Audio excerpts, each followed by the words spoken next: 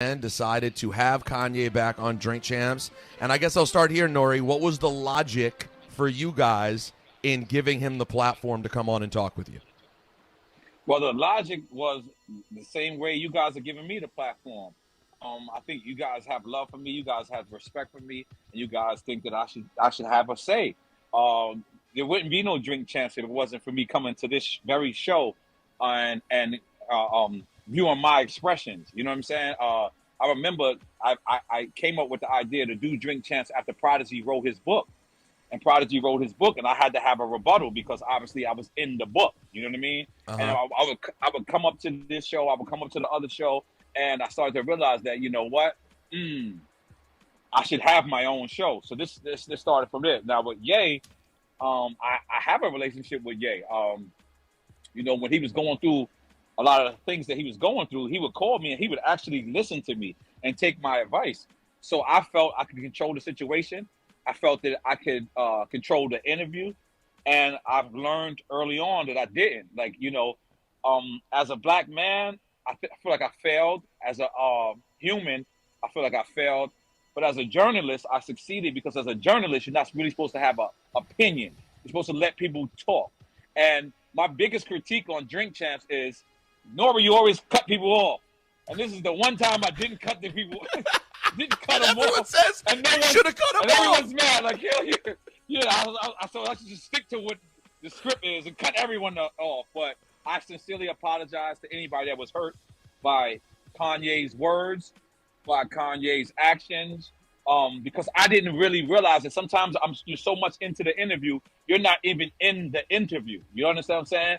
And so for the first 5 minutes, Kanye had walked in and he said he had people filming.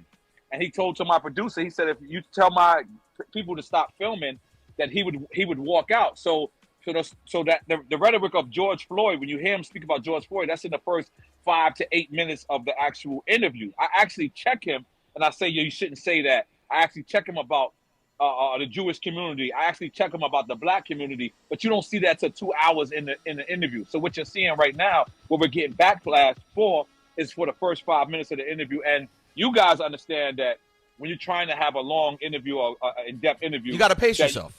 You got to pace yourself. So, but if the people are mad at me, the people are saying that was irresponsible of Nori, you know what? I'm gonna say yes, y'all right. You know what I mean? Like, I should have checked him right then and there. So Well, he said listen, it. I hear you, and because I love you, I went and kept watching. I was like, everyone's saying they didn't check them at all.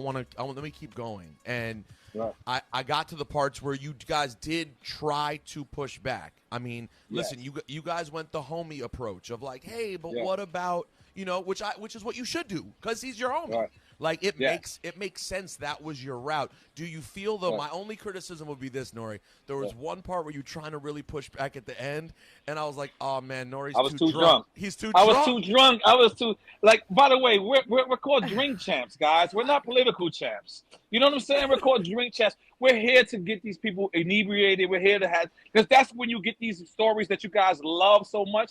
Is when I get them drunk. So unfortunately, sometimes I get drunk with them. It's just he stood with that ideology. He stood with.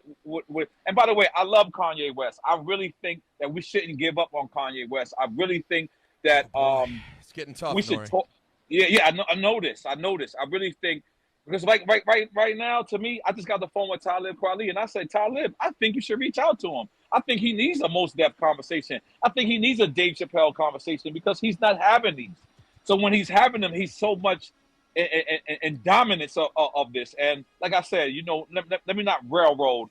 I'm here to say I apologize to anybody who felt like I let them down because I did feel like I did let them down to a certain extent because, like I said, I did check him later, but by the time I checked him, it was already kind of like too late. So I can't be mad at Baller Alert for posting the footage that I don't want them to post. Because I'm not mad at them when they post the footage that I do want them to post. So I do feel let down. I do feel like I didn't do the right job. But this is a learning experience. I did not go to school for journalism, but that's not an excuse. You know what I'm saying? Like I'm a special ed student. It's not an excuse.